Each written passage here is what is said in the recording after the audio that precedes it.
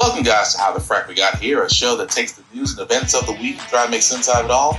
I'm your host and most Will Buchanan, and on this show, we simply are all about the facts. There are plenty of news stations out there that simply want to do anything short but inform you. Here at How the Frack We Got Here, that's all we believe in. We go up to the left, we go up to the right, we go up to the middle of independence. We go after all sides because there's more than one side of a story to everything, and you need to know it all in order to actually formulate your own opinion. And that's what we try to do here at How the Frack We Got Here. Thanks for listening, and hold on, it's gonna be fun. All right, guys, today's date, April 3rd, 2024, and this is How the Frack We Got Here. I'm your host, the most Will Buchanan, How the Frack We Got Here. We do take the events of the week and try to make sense of it all. Before we do get started, guys, let you know we are a news podcast, which means that we do try to hold ourselves by integrity, by only giving you the news sources from the most reputable sites with award-winning journalism. We don't do sensational news like Fox News, The Blaze, The Beast, The Daily Wire, wherever your extreme left or extreme right sources are from. We don't do that. We just give you the facts, just the facts. At the same time, guys, we do try to maintain professionalism, but sometimes, hey, cuss words do fly. At the same time, there may be things that might be shown that might be too intense for younger viewers, so viewer discretion is advised aside from that welcome. So, how do we usually start this? Well, I won't say bad news, but I guess if you're Trump, I guess it is. I guess it is. We'll find out. While Donald Trump's media company, which just went public last week, has now lost $2 billion in value. The stock price plunging after it was revealed how much the company lost last year. The stock down 21% in a single day today, and now the warning about its future. Here's Aaron Katursky. Tonight, stock in Donald Trump's media company tanking after Trump's social media platform Truth Social reported losing $58 million last year. The company was valued at nearly $10 billion after it went public last week as Trump supporters rushed to scoop up shares. The stock has gone through the roof. And really, this is, I think, in the true sense, this is really it's a great sign of where the people in this country stand. Trump's own majority stake then worth close to $6 billion. Truth Social is doing very well. It's hot as a pistol and doing great.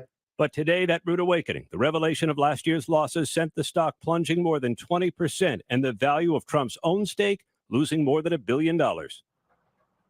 And tonight, there's a real question whether Truth Social can even survive, David. And auditors quoted in a regulatory filing saying that $58 million net operating loss last year raises substantial doubt that Trump Media can be a viable company going forward.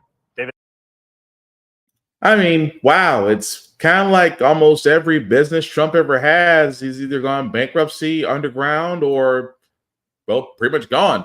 Well, it's amazing, because Truth Social did become a part of a conglomerate, the Donald Trump Media Group, which did go public on the stock exchange. And yes, for a short time, the stocks were looking pretty good for Trump, only for Trump to turn around and sit there and say, yeah, no. At the same time, things are plummeting. Who freaking knew? Only because there may be some issues with the booking, that they've lost more money than they've actually done. Yep, that sounds right about Trump. At the same time, guys, this was all Trump's big ass strategy. Not only that, with the fact of, as he was trying to get money up for his bond because an appeals court decided that $464 million was too much of a punishment for a guy who claims he's one of the richest men in the world, decided to knock it down to 175. So the whole Truth Social becoming public and trying to get shares from that. Well, here's the thing about Trump. Trump is trying to get those shares back in the only way he knows how, suing somebody. Just the last hour or so that Mr. Trump is apparently suing two co-founders of Truth Social. Why?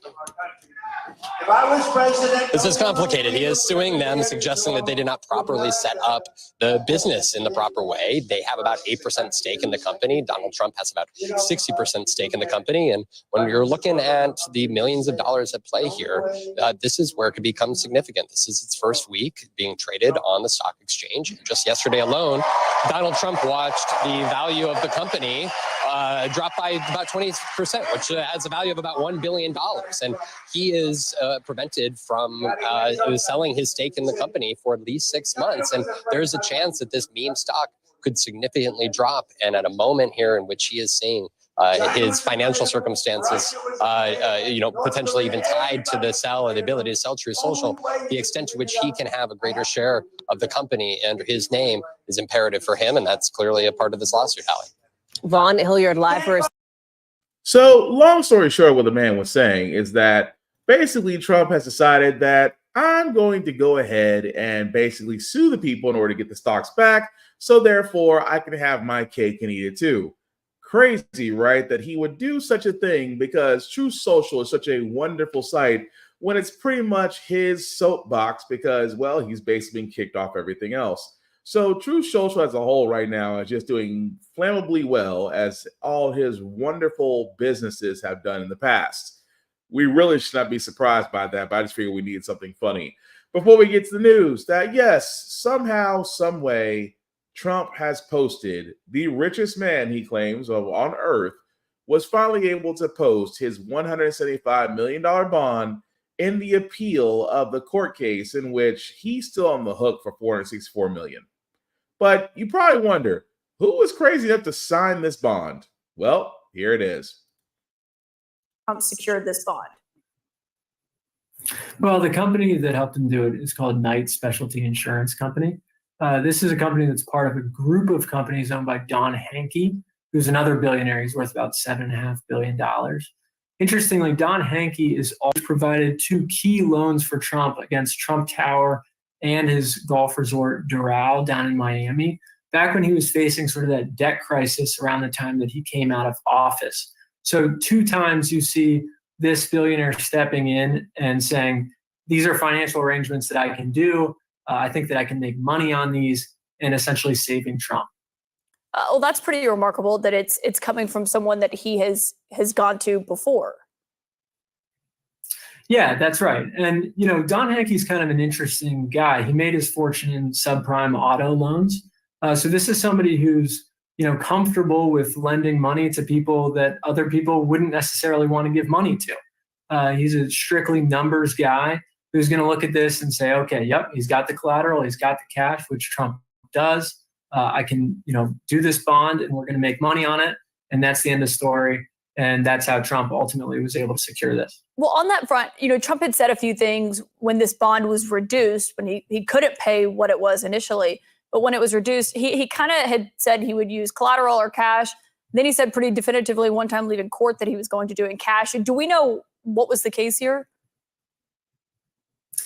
Well, this was a bond, so you would expect that it would be collateral that he had posted. And I would expect that the collateral that he posted with Knight Insurance was cash. And when I say cash, I mean liquid assets. So, you could take stocks, you could take bonds, you could take actually cash sitting in a bank account, all of which Trump has plenty. But if you add all of that up to sort of a liquid assets category, you're looking at roughly $400 million for Donald Trump. And now between this one and the E. Jean Carroll one, the majority of his cash is now tied up in these bond agreements. And so that's going to limit his ability to grow or expand his business, even to operate his business very.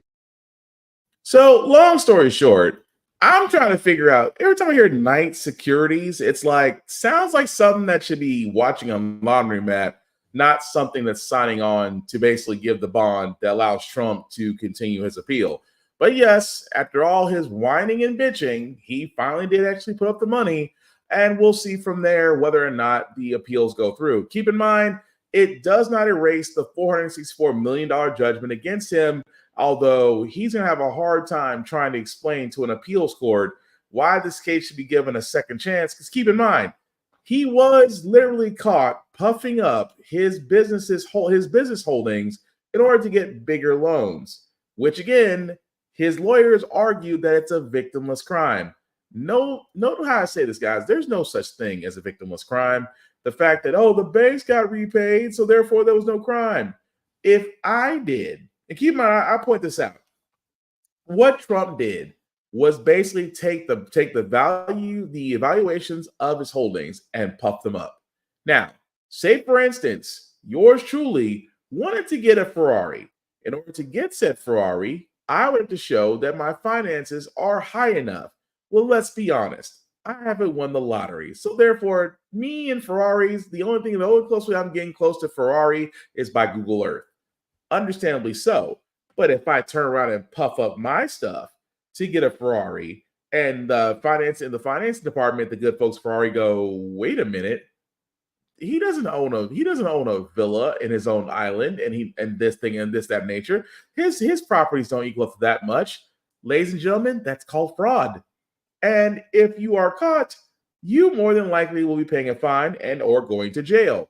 However, it's a crime. What Trump and his highly earning lawyers right now are arguing is that, well, those loans have been paid off. It's a victimless crime, and therefore he should be held accountable. Which again, they try to narrow this down and say, well, he didn't really do a crime if he paid it back. Yes, he did do a crime, and he's continually doing it. So therefore, it's going to be an interesting appeals court case, because if that appeal does literally go down the tube as I hope it will, that means that $464 million judgment goes back into effect, and there's a certain AG out there that is looking at Trump Tower and going, mine, or I should say for the state of New York. But we'll wait and see. But on the other side of the Democrats, independent runner RFK, or I should say Mr. Kennedy Jr. If you haven't heard this man speak, this is the same man that was basically on social media talking about the vaccines and why he won't get them, and the fact that the vaccines are untested. He was spouting things really from a tinfoil hat nature. Well, he has said the one thing in his political campaign, in his presidential campaign, which again is weird, and at the same time, I feel like he is just being desperate. But Robert F. Kennedy, and I cannot make this up, Robert F. Kennedy Jr. says that the biggest attack to American democracy is not Trump, but Biden. Let him explain this bullshit. President Biden is a much worse threat to democracy. And the reason for that is President Biden is the first candidate in history, the first president in history that has used the federal agencies to censor political speech, so to censor his opponent. I can say that because I just won a case in the Federal Court of Appeals and now before the Supreme Court.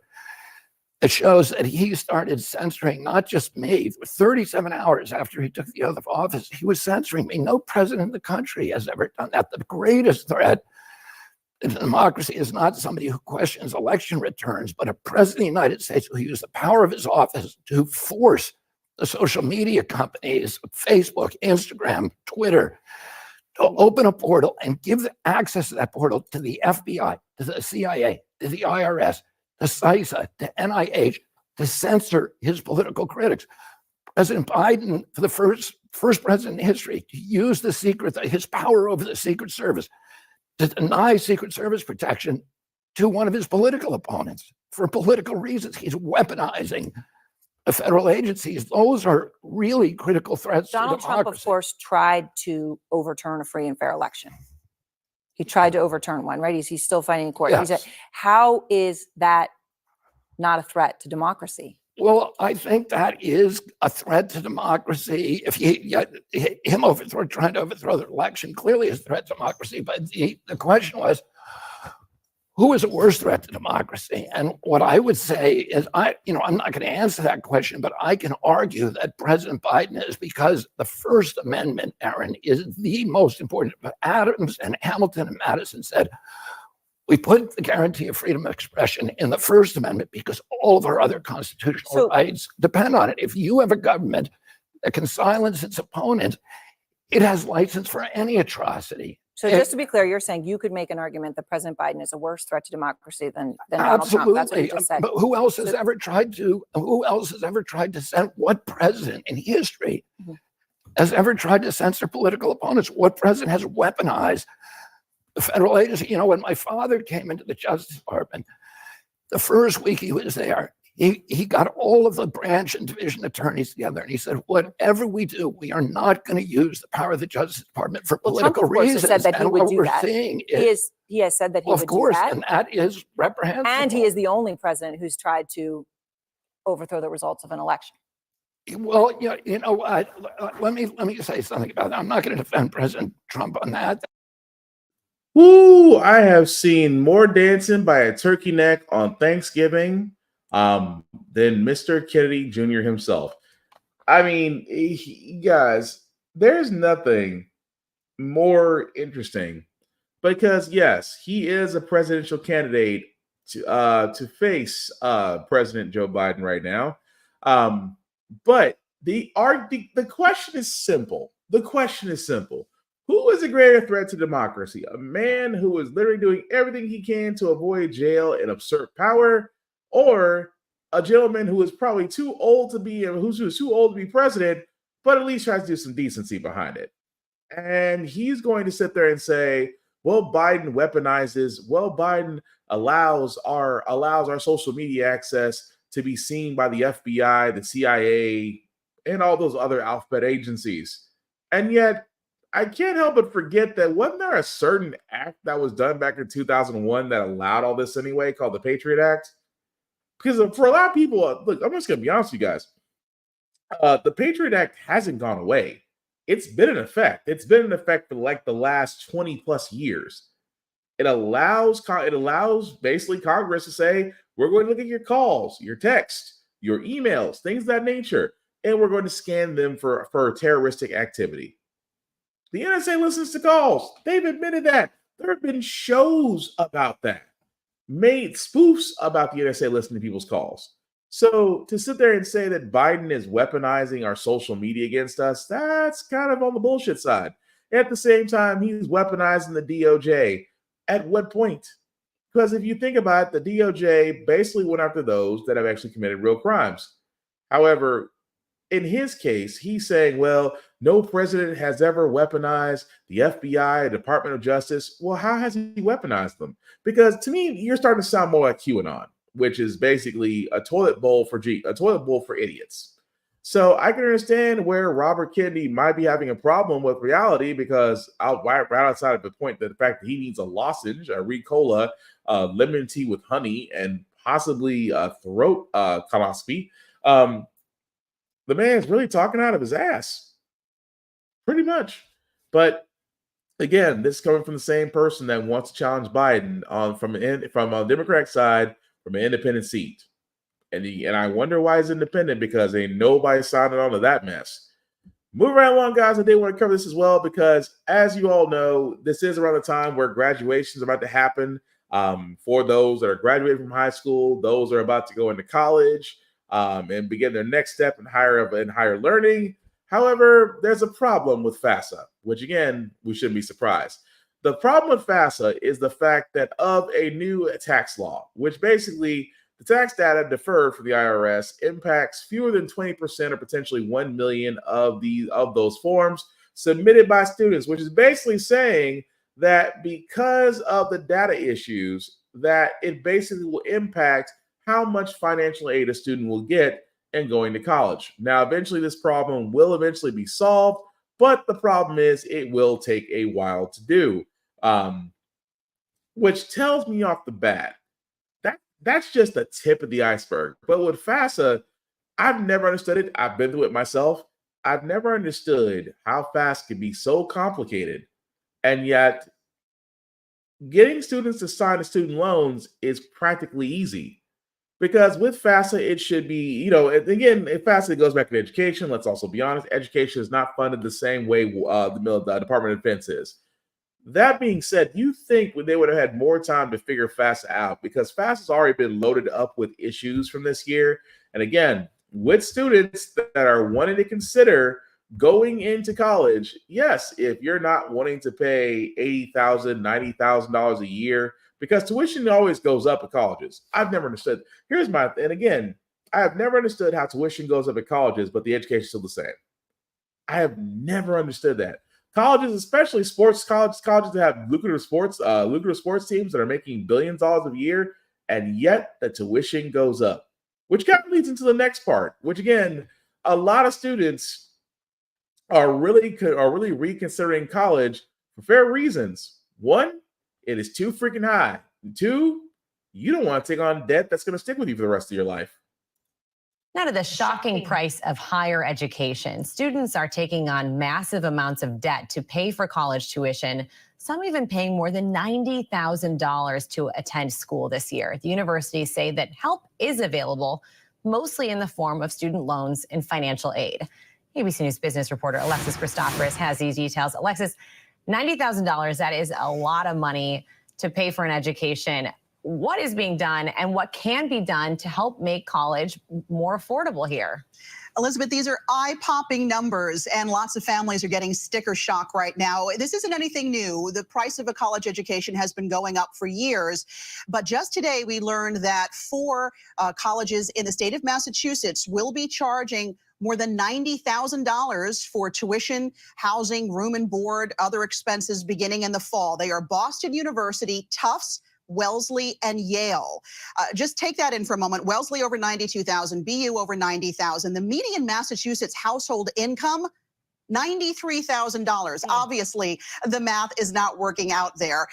Now, for these schools for their part, about 56% of BU students receive financial aid in some form. Wellesley College says about 60% of their students receive some sort of financial aid. But remember, financial aid, Elizabeth, could look like a lot of different things. They could be grants. There are merit-based scholarships that would give aid, but a lot of these are student loans. And we know already that college students are graduating with thousands and thousands of dollars in debt. A lot of student debt, and a lot of those students have had issues getting access to financial aid with that new FAFSA rollout, difficulties in getting that aid, understanding how much they're going to get. How should families be thinking about this as a budgeting and math question, Alexis? Is this ultimately a good investment still? I think that that's a conversation a lot of families are having in their homes right now and have been having. I mean, if you just look at the numbers, a lot of folks are now enrolling in vocational schools. They're going for trades. We're seeing the numbers rise for people studying things like electrical work, becoming plumbers, and working with their hands. We had seen a drop in those kinds of jobs, and now we're seeing a pickup again, as a lot of college graduates are also saying they're getting jobs that are sort of below them, or they're being underemployed. They're getting jobs that are not in their degrees. Right now, the unemployment rate for students graduating college is higher than the unemployment rate on the national average. We haven't seen that in decades. So I think a lot of folks are trying to understand whether or not there is value in higher education. For some people, there definitely is. Of course, the key is trying to start to save money as early as possible and to limit the amount of loans you need to take out in order to do it. Alexis Christoforous. So again, this is the part where I usually would sit there and say, well, college is going to be helpful. College is going to be this. But let me be honest, as a graduate of 2001, because 2001 sounds like it's almost been 30 years ago, but really it's kind of only been 23 years ago. When I was graduating 2001, that was the big thing. Go to college, get a job, go to college, get your degree. Your degree leads to your career leads to the big jobs. Vocational jobs, such as, being a plumber, electrician, an auto technician, they weren't mentioned a lot. At the same time, they really were. And I'm going to be honest, in my 41 years, it's like the one thing I kind of wish I did was pick up a trade first, because the trade industry will never go anywhere. And because we needed at the time, you always need contractors, plumbers, carpenters. The fact that those trades never go away should be the first thing that are mentioned to students in schools. Because college is actually becoming a bloated reason to actually get to higher education. Because if you really think about it, most jobs these days, as the trend is going along, most jobs are no longer requiring a college degree. For those that already have degrees, you are dealing with student loans, present company included. At the same time, the job market is very not. I mean, they can sit again. That's the one thing I always argue about the job market, because there's always open jobs, right? But hiring at this point is paralyzed because those that have degrees are finding it hard to find jobs in their fields, or that to find jobs that are different from what they went to school for, or that to find lower jobs just to make ends meet. Again, the job market out there has been crazy, but for the trade industry, it's always been there. So I've always been confused or wondering, like, why 23 years ago was trade jobs not pushed as hard as education, going to college? Oh, go to college, go get your degree, because that was the big push. At the time, that really was the big push. That was go to college, get your degree, go get a job.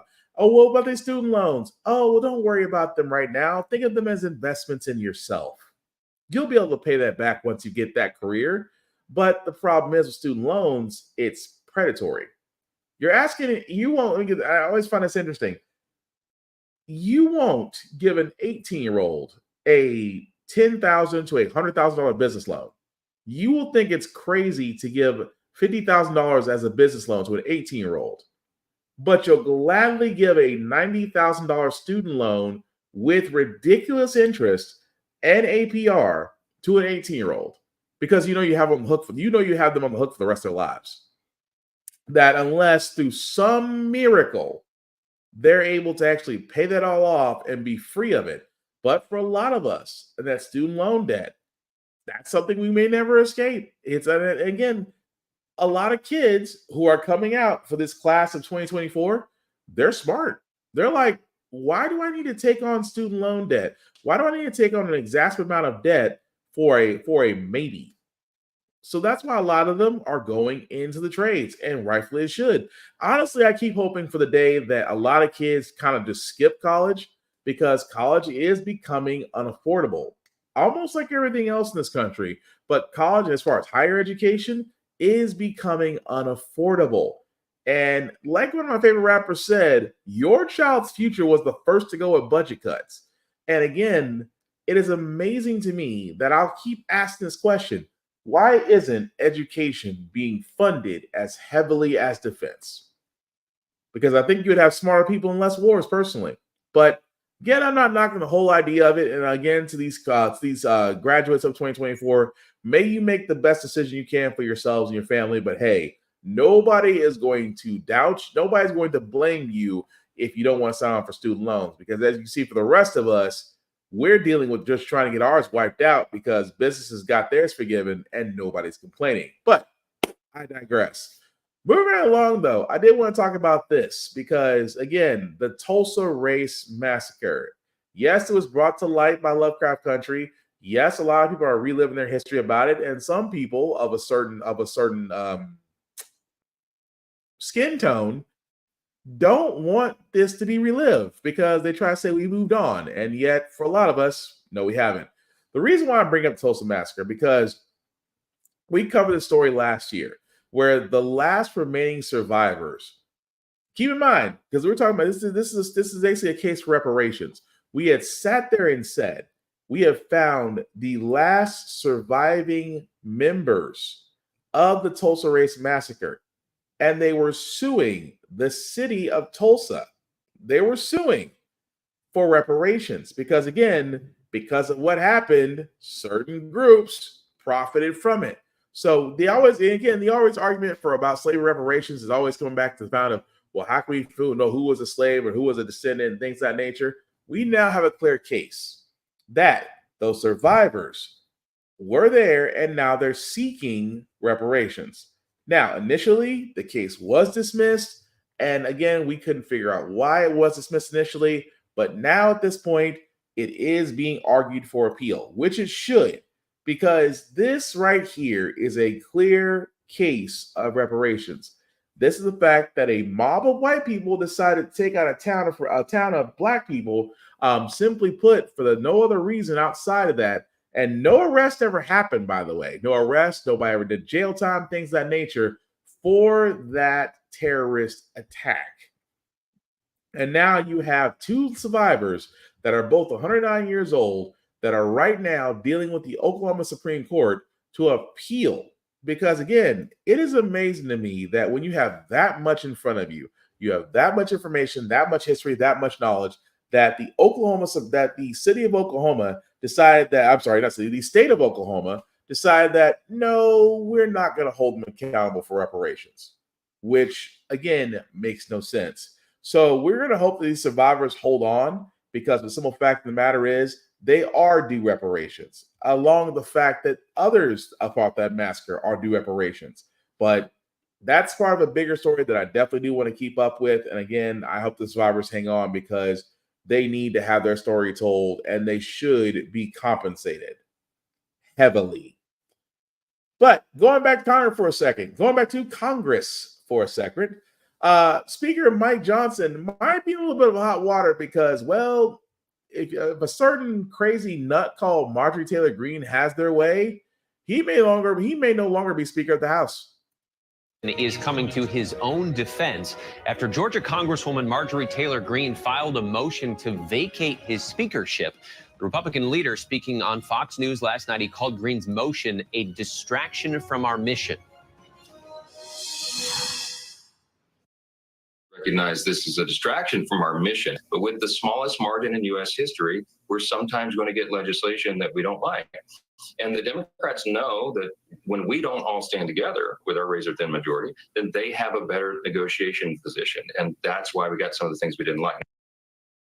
Do have a razor-thin majority, and as Johnson faces the heat from his own party, he is signaling movement on the Ukraine aid bill when the House returns from recess next week. For more now, we want to bring in Rachel Bade, a senior correspondent for Politico and ABC News contributing political correspondent. So, Rachel, let's just start here. What are you hearing from your sources? As we saw, one of these challenges from Republicans was fatal to the speakership for McCarthy. Do we think the same thing might happen here with Mike Johnson?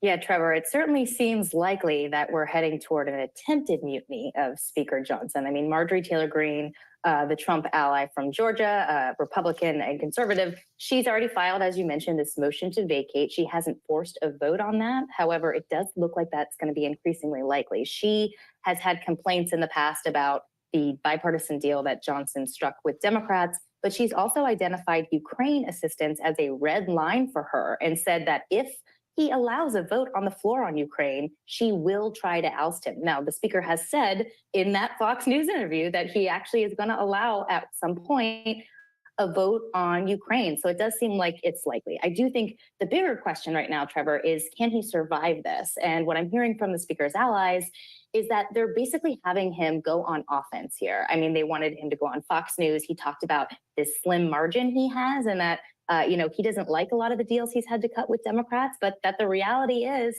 Democrats control the Senate, they control the White House. And so Republicans can only get so much in terms of wins. And that's the argument he's trying to make right now. And in that vein, how do you think this Ukraine funding bill would play out? Would this be viewed as a deal he's making with Democrats when it comes to actually voting on it?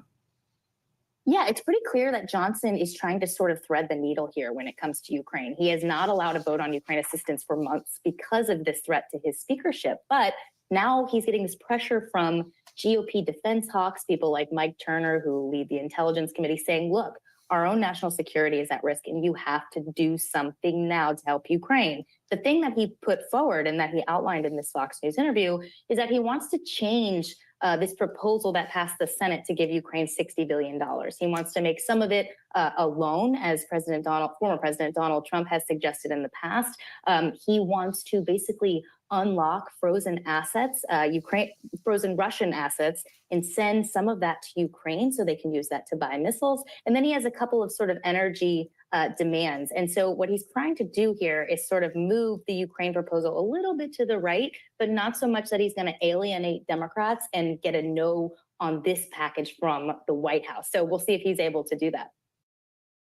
So long story short, Mike Johnson's probably screwed. Again, this is coming from the same group of people who wanted Kevin McNeely out, and he's out. And it took them 6 to 7 times to figure out someone else who's going to be the House Speaker. And again, this is over Ukraine. I literally could argue the fact that Ukraine, along with Israel, has made buku bucks off of us in foreign aid. I could also argue the fact that Marjorie Taylor Greene and others basically want to make Ukraine pay, make them do loans, things of that nature. But Mike Johnson, of course, is stuck between a rock and a hard place. Either deal with the Democrats, get a deal done, or by getting a deal done, you're going to upset the same people that got you into the speaker seat and will probably try to oust you out. Keep in mind, if you are a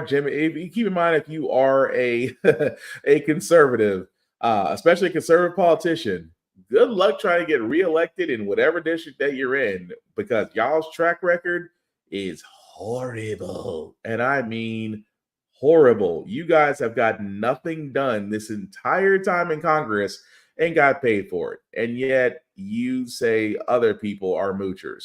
That's funny. But we'll see if he remains it. I said my money is on Johnson being removed as House Speaker for the years over with. So we still got time. Back in California, fast food workers are getting a pay increase. And guys, I can't keep saying this enough, because the way that we solve the economic issues that we have in America, pay people, although $20 an hour is not bad, we can do better. Time now for our last call. About 500,000 workers in California are getting a big bump in pay today, as the state's minimum wage for fast food employees is jumping to $20 an hour, giving many a 25% raise in their paycheck from just last week. The law affects some of the biggest restaurant chains, including McDonald's, Pizza Hut, KFC, Chipotle, and Subway. Supporters of the law say workers need to make a livable wage in the nation's most populated state, but opponents say that customers will be the ones paying for those higher wages. Let's bring this back to our panel. LZ, could you survive off of $20 an hour in today's economy?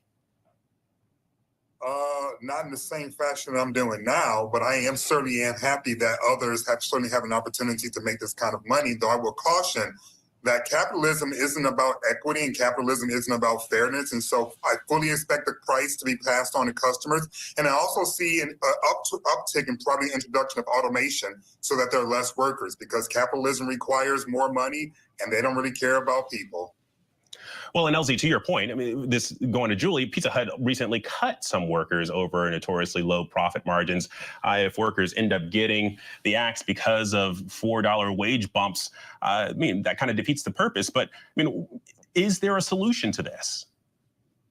Yeah, we have record low unemployment. So it's not like this is somehow affecting our job market. Look, the bottom line is you cannot survive in Los Angeles or San Francisco on $20 an hour. And so I'm glad that these people are having some sort of recourse to be able to live in California. And I think this is all to the good. John, McDonald's and Chipotle in California have already said that their restaurants are planning to do price increases to make up for this new state law. I mean, how do you think that's going to go over with customers? Well, to me, I think the customers are going to scream and yell, but they're going to get their food to some extent. I mean, I echo LZ's sentiments. It's capitalism, and the minimum wage was never meant to be a living wage. And that's the problem. The fundamental problem with our economy right now is that people at the lower end of the spectrum don't have the economic opportunity they once did. And it's just a fact that they're going to cut jobs. They're going to automate more. Look what McDonald's does now. And that's what's going to happen. It's unfortunate. It's good for the people there. But if they're using that as living wage, that's the fundamental problem with our economy we got to fix. And that is our last call for. So let me stop right there, because, again, I kind of got an issue with the guy in the bottom right-hand corner of the screen. I just want to point that out. The guy in the bottom right-hand corner of the screen. Sir, this is the problem. Minimum wage is basically, because for all those that you would think for a guy who looks like he's probably seen maybe one or too many Botox injections. But anyway, minimum wage, guys, how it is designed is that is the least amount of money you can make, but you could actually afford an apartment, amenities, food, utilities, things of that nature. That is the lowest bare bottom amount that you can get, but still be able to retain some amenities, a roof over your head, yada. That's what it's designed for. The fact that we are arguing that California gave its fast food industry $20 an hour starting out. Keep in mind, I live in the South. I can tell you right now, the McDonald's down the street from us down the street from my house, literally has a starting wage of $15 an hour. Managers make $17, and I can hear that. I can hear this already. But Will, it's fast food. Why do you want to pay somebody more to flip your burgers? Why? I'll tell you why. Because the fast food industry is one of the biggest employers, one of the biggest groups of workers, mind you, out of McDonald's, out of Burger King, Wendy's, all of them. In-N-Out, Whataburger, what have you. The fact that is a large workforce. And it's not just teenagers, as conservatives love to say. These are teenagers with after-school jobs. I just don't understand why someone making, and again, this is another argument which also annoys me. Why does someone who flips burgers will make more than me? That sounds like it's a problem that you're mad about what you're getting paid for what you're doing versus someone who has to be customer service, make sure the food is right, maintain food and safety regulations, OSHA regulations, and at the same time have some sort of sanity after an 8 to 10 hour shift, and they're doing this on a weekly basis. There's more to it, is what I'm getting at. But $20 an hour is not bad. Well, that means prices are going to go up. Prices have been going up steadily for a while. Paychecks and income have not. So, but the fact that they're going to try to sit there and say, well, there's going to be more automation, there's going to be jobs lost. Well, let me tell you something. Unless fast food industry has figured out how to make a burger and fries from beginning to end without human hands, there will always be somebody at these restaurants. Now, again, we could have a strike. A strike would clear up a whole lot of things, especially in the sense of the matter of just why it's such an argument. Because we don't argue. We never argue when CEOs make too much money. We never argue that these corporations that are making buku profits in a post-COVID. They're making buku profits in a post-COVID era. We never complain when we see the millionaires still carrying their money somehow after tax season, and we're looking at our tax returns and going, where did it go? But the one time we sit there and say, well, workers need to be paid more, here come the pearl clutchers. Oh, well, maybe you should get a different job. At this point, every job is vital. At the same time, everybody should be able to work one job. And this is my feeling on this, that everybody should be able to work one job and to be able to sustain themselves. Because anybody in the workforce has learned that right now, practically any job will work you to death. And then once you've croaked, they'll post a job open sign. Again, pay people a living wage. It's not that hard. But the scary reality is, if we really did pay people according to our rate of inflation and productivity in this country, do you not know the minimum wage would be closer to $28 to $32 an hour? That would be the minimum wage. $28 to $32 an hour would be the minimum wage as it stands. And again, for everything that's going up, why not our income as well? Because they're too busy trying to squeeze every bit of us, every bit that we can give until we finally say enough's enough. So yes, am I glad that those California fast food workers are getting their wages increased? Absolutely. Because here's what happens when you pay people. When you pay people, they're less stressed. When you pay people if you pay people a livable wage, they're less stressed, less problems at home. They can come to work a lot easier. They actually may work harder for you. Because why? At one point in time in America's history, when people were getting paid and getting their insurance paid by their employers and was able to get a house, was able to get a car, was able to get their education and things of that nature, you know what the one thing Americans didn't talk about? Stress. Figure that out. Moving right along, guys, it's amazing that for people that get elected, they don't really do background checks. Much like this person who was a white supremacist and yet somehow got into the office where he is. And then someone decided to do a background check. And no, I couldn't make this up. It may be primary day in half a dozen states, but we're also following a recall election today in one small Oklahoma town. An Enid, Oklahoma City Council member is facing a recall election over his ties to white nationalists. Pictures reveal that the council member, Judd Blevins, was part of the Unite the Right march in Charlottesville in 2017. NBC News' Brandy Zarowski tried to get some answers from Blevins about his past conduct following a recent city council meeting. You were a leader in an Oklahoma chapter of a white nationalist organization, and I want to know if you have any explanation to that. Now, why did you march and unite the right? Why did you hold a tiki torch? And Brandy Zadrozny joins me now. So, Brandy, explain to us who Judd Blevins is.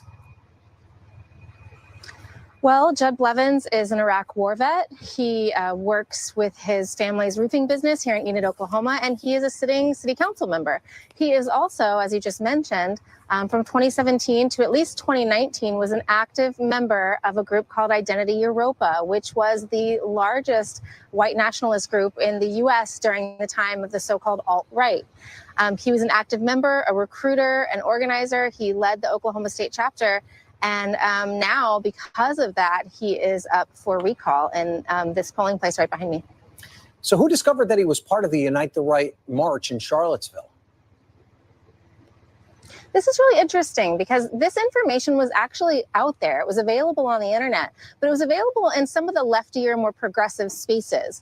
And people in Enid generally are pretty conservative folks. So there are some progressive people in Enid, and they were the ones who found this information, and they took it to city council meetings. They organized protests. They did not let it go. And this has happened for about a year now, where they have just not let this thing go. They've gone to city council meetings and sort of taken over public comment, reading his secret messages on secret white supremacist forums, showing pictures of him at the Unite the Right rally. And these folks are called the Enid Social Justice Committee. So these are really the people who are responsible for this recall today. They went and got signatures, and they filed the recall petition. And it seems as though even Eden's mayor seems to be opposed to Blevins keeping his job. What did he tell you? Yeah, the mayor, and it should be stated, is a conservative Republican himself. A lot of conservative Republicans, now that they know this information, are really drawing a line and in some ways finding ways to unify with some of the most progressive citizens here. And the mayor told me last month when we met that he had talked to Mr. Blevins and asked him straight up about his white nationalist ties, because Blevins had always sort of skirted the issue, said, I'm against racism, but not specifically addressed those ties. But he did in a private meeting with the mayor. The mayor told us about it. And further, the mayor expressed concern that Blevins is still associated with this group. He is concerned that he's associated with other white nationalists that have moved on into other groups who may be contributing to his campaign or helping him in some other way. A lot of white nationalist groups during this whole chaos have been talking about Judd Blevins, suggesting that their members reach out to the mayor, reach out to city council members and the local paper to try to influence the recall election. And do you have any sense of how it's going to turn out? I know you've been at that polling place all day, and there's probably not a lot of polling, but is there a general vibe as to how today could go? Not a lot of polling. This is a very small race, right, with very big implications. But we've been standing outside this polling place all day. We've talked to dozens of people. And the vibe that I get from people who are willing to talk to us is that they didn't know, but now that they do, are ready to make a different choice. Okay. So all I can sit there and say is, nobody does background checks. Nobody, not a single one, because for a guy that was at the Unite the Right rally on January 6th, who has ties to white supremacist groups and can't answer a straight question on whether or not that racism is a problem. I'm just saying, a simple Google search probably would have solved some problems. But hey, it goes to show you that the political system does work, because he is being recalled, which means that he's got to run again. So all's well it is well, I guess. But it's amazing that, it's kind of worse. It's almost as bad as the white supremacist that taught kids, and yet at the same time hates the same kids that she was teaching. Yeah, I wish that was made up. That's an actual story too. But moving right along, guys, I did want to cover this case because, again, in the world of Trump, if you sue and lose a case, try again. What I mean by that is they are basically, I should say, Trump and his co-defendants are trying to appeal the case of initially that the current DA, Fani Willis. They're trying to basically get her booted from the Georgia case, but they're trying to do it in appeals. Keep in mind, just a little over a week ago, where the judge then decided that even though there wasn't that much of impropriety, that there was still a lot of smoke there, and basically gave DA Willis a choice that you and your prosecutor can both resign or just him. He decided to resign, which leaves Fani Willis on the case. Of course, Trump and his co-defendants don't like that, because with his history of black women prosecuting Trump, he's kind of 0-1 right now. And again, Fani Willis has already sat there and said that her team has never stopped working, especially during her court case. So you can only imagine the trial that's coming forward. Again, this is the election interfering case in Georgia. So again, the same election interference where Trump had called the Secretary of State there and asked to find 11,000 plus votes. So we really shouldn't be surprised that, well, this is the same person you tried to character assassinate, in which she turned around from the witness stand and basically just embarrassed the entire prosecution, which to the point to where, of course, she was out as prosecutor, but again, she is still the DA for the full Fulton County. Her team has been working tirelessly. And I don't know about you guys, but I am waiting for this Georgia election interference case because, number one, it is a federal case, which means that if Trump loses this case, therefore, goodbye presidential run. Because, again, you can't really run for president if you're a criminal. We should know this by now. But again, we've got 3 shots. This is one of 3. And Fani Willis, there's something about, hell has no fury like a woman scorned. This ain't Texas, but good luck. You're gonna need it. The last story I got, guys, is something that has always bothered me. And what I mean by bothered me, guys, is that education is basically being privatized. Even in my home state of Tennessee, they're trying to push forward with school vouchers that nobody asked for. Those same school vouchers that allow school choice, which on paper sounds great, but the funding definitely is being taken from public schools. Everybody's ever been to public school, you already know teachers are underfunded, these schools are overcrowded, these kids are being subjected to testing that is outdated and it does not help them. They are basically learning to repeat, not learning to think. And again, it's a whole avalanche of problems. But those problems were put in to make these schools so bad that privatization was the only way. Even more so, religious schools are starting to branch out into these public school areas. And again, it sounds great, but I got a problem with it. This group of Whitehall School District students in Ohio put on matching shirts, board a bus, and head half a mile down the road to church. There, elementary students like Emmanuel and Savannah Brady pray Amen. and study scripture. He approached the Philistine. This is LifeWise Academy, a nonprofit bringing the Bible back into the public school day. The learning really helps you learn about Jesus and what happened in the past.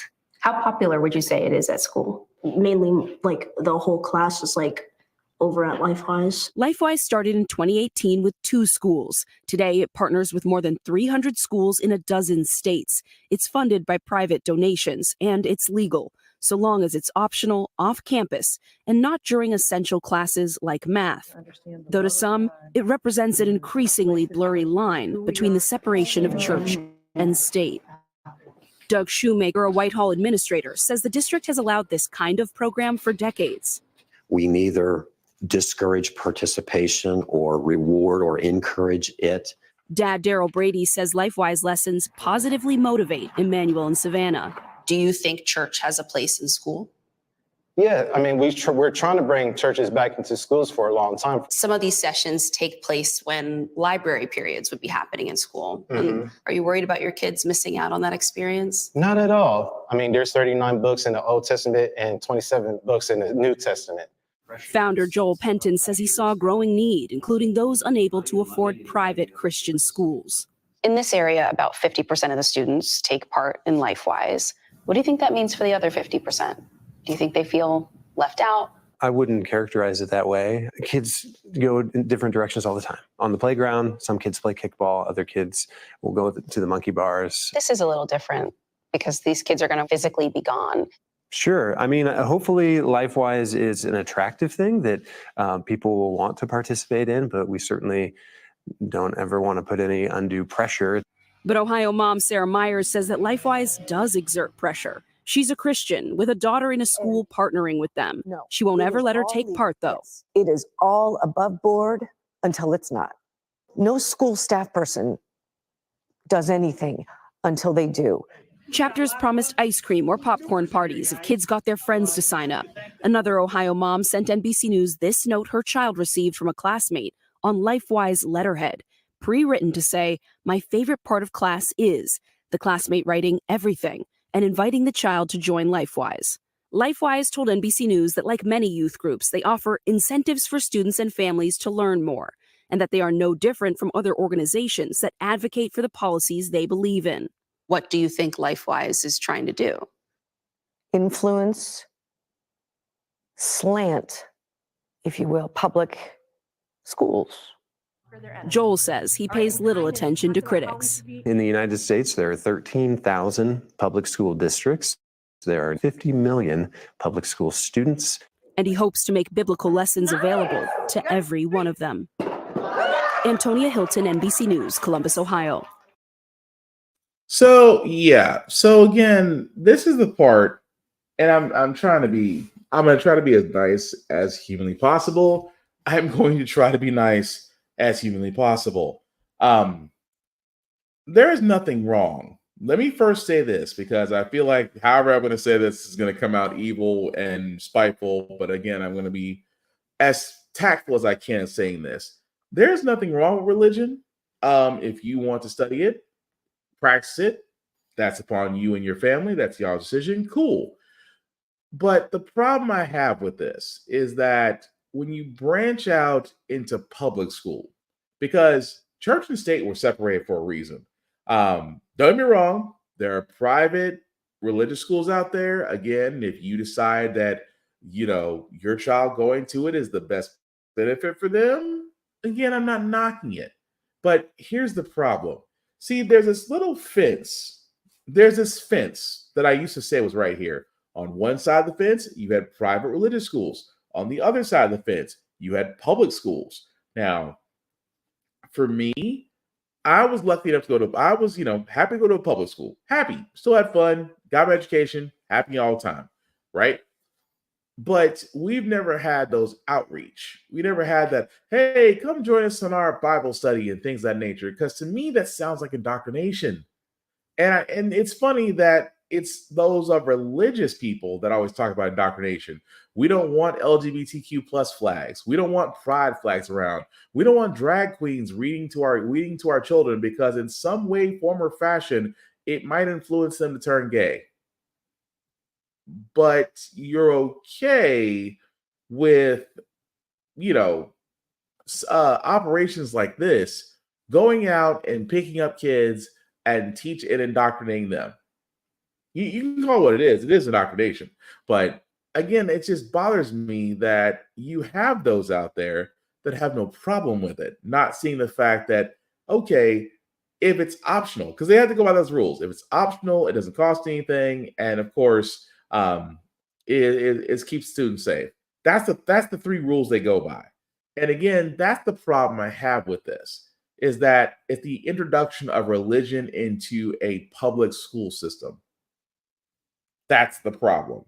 Because it's always said, well, we need prayer back in school. What do you think the moment of silence was for? That moment of silence, because again, for all those that can remember, if you were my age or older, if you can remember, you had the moment of silence and you had the Pledge of Allegiance to the flag. And I didn't do the Pledge of Allegiance because I'm like, what am I saying these words I don't believe in? I stopped doing that when I was in 5th grade. But you had the moment of silence. You could have done anything you wanted. You could have prayed. You could have just waited until the moment was over. You could have done anything you wanted in that moment of silence, because that was the compromise. Because this whole thing of let's bring prayer back in schools, prayer was never the problem. It was more of a deterrent. It was more of a distraction, if you will, because that's kind of my thing with religious schools. I was like, I've never understood religious schools because, number one, your education should not be theological unless you're becoming a preacher or getting your bachelor in divinity. Outside of that, a kid does not need to find that out in school. But even so, it feels, and again, this is just my opinion, it just feels like indoctrination to get kids to go to religious schools, because again, that's how cults work. I'm going to say it like it is. It feels like a cult. But again, I can understand that one parent, it just that it's going to become it's not an issue now, but eventually it will become one. So it's only a matter of time. But for me, it's like, I'm sorry, I don't dig on it, but I digress. But anyway, we're going to go and move on to our feel-good segment, guys, because usually how the Frack We Got Here, we do cover a lot of things that are doom and gloom since I'm making you faith in humanity. But hey, it's Wednesday. Now it's actually Thursday. It's a little after midnight, so I apologize for the late live, guys. But it is Thursday, so we will leave you guys out some good vibrations. And hopefully this story I've done is just that, because I talk about this all the time on this podcast and others about supporting the mom and pop places that actually have meaning, because I understand going to Amazon, Barnes and Noble, and all these other places is all great, but there's something about going to a good bookstore that has a lot of memories. And Grandma's Place in Harlem is just that. Oh wow, yes. Grandma's Place is the toy store and the toys that I never had as a child. When I was a kid, my mother gave us fruit and clothing, and I always wanted toys. So my first toy, I got a G.I. Joe when I was 22 years old after I worked a job. But no kid should not be without a toy or a book.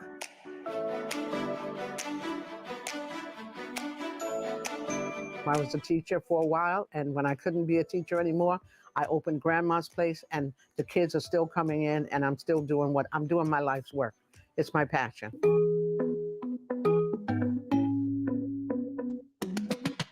I lived next door, and I had an opportunity for having a laundromat or a fish and chips joint here. And I said, what we need is a literacy center. My children, my second grade children, the ones that were read to are doing so much better. The ones that don't have parents that read to them are not doing what we need, a literacy center. So when I saw this store, I talked to the man and Cora Walker was retiring. She was a lawyer. She gave me her barrister's tables, her bookcases and everything. And I opened a literacy center here for intergenerational literacy. Find the alphabet book, the ball, Oh, okay. To whom much is given, much is expected. And I have lived a blessed life. God has been very good to me. God gave me the brownstone that I'm living in.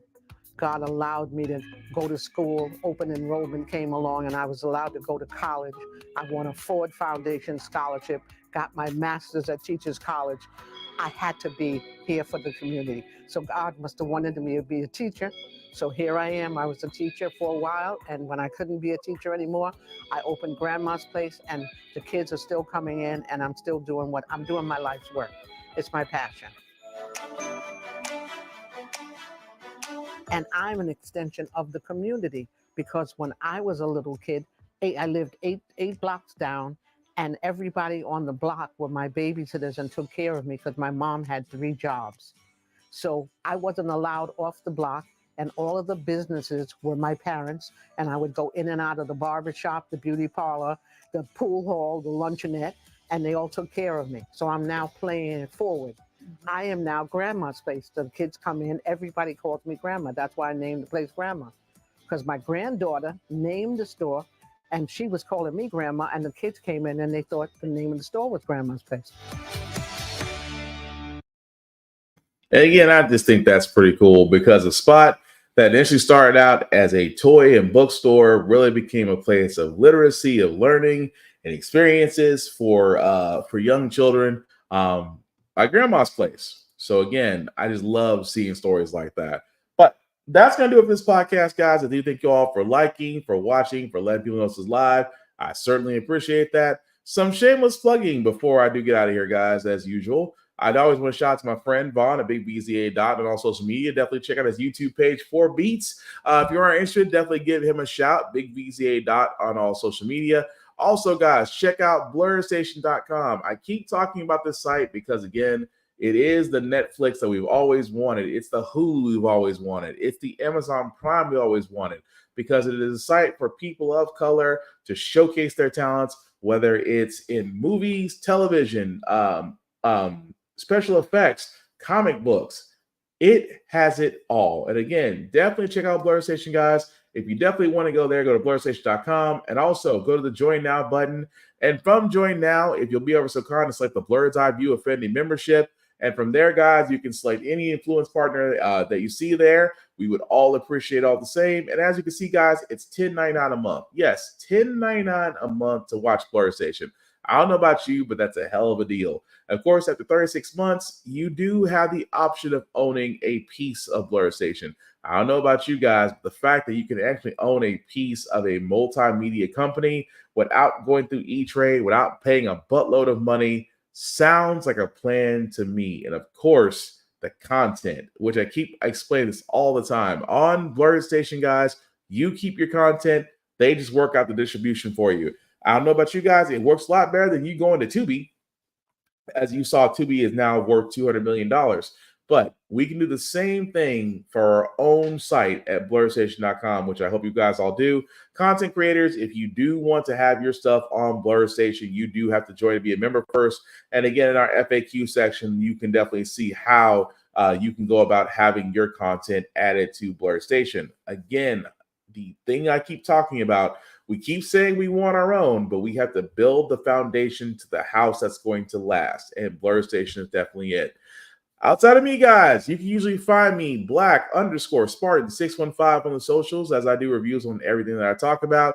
The link at the bottom, guys, I'll just make that a little bit bigger for you guys to see. If you copy and paste that link into your browser, it'll take you to my link tree. That's the YouTube, Facebook groups for all of my podcasts. Definitely like, share, and subscribe. Hit the notifications button.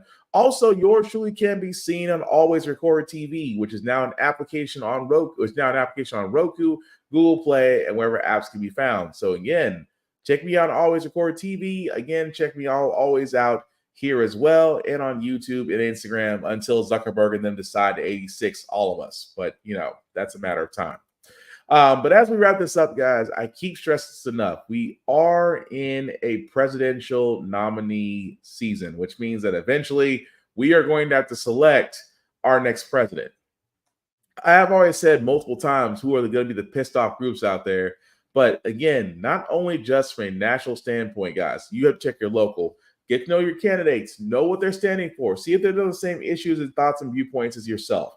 Because again, this whole mission that I have with this podcast is about informing and encouraging you to get to know the world around you, not just the national world, but the local world. Because right now, a lot of people in my home state of Tennessee, specifically Nashville, are finding out that our legislature is full of Republican idiots. And I cannot stress that enough. But the way we can change that is that we have to remember that. We have to remember that during voting. We have to remember that these people that have been put in place to basically serve at our will are really not serving themselves. So again, you have to be active. You have to vote. If you're not doing those things, you cannot complain about what happens next. That is the whole reason. The simple fact of the matter is, it is my hope. It is my wish that if you do want to get involved, you definitely can. If you even want to run, there's plenty of sites out there that show you how to run in your home state if you so do wish. But that's my hope. The last thing I'll say about the Frack We Got Here, guys, it's all about staying informed. We are not trying to reinvent the wheel. We are simply giving you all the information and allow you to make up your own mind. But we do provide a logical perspective that basically helps you along the way. We do better as a society when we're progressive. We move forward. We right our wrongs. We try to do things differently than we did back then, like electing our first Black woman to the Federal Board of Governors, electing our first Black woman to the Supreme Court, electing our first Black woman as a National Cybersecurity Director. All great things. When we don't learn from history, we are doomed to repeat it. That's what we keep asking ourselves. Why does everything go up on our paycheck? Why do we keep electing different politicians in Congress, but they're still the same old game? And most importantly, how the Frack We Got Here. Thank you all for watching, guys. Take care of yourselves and each other, and we'll all get through this. Peace.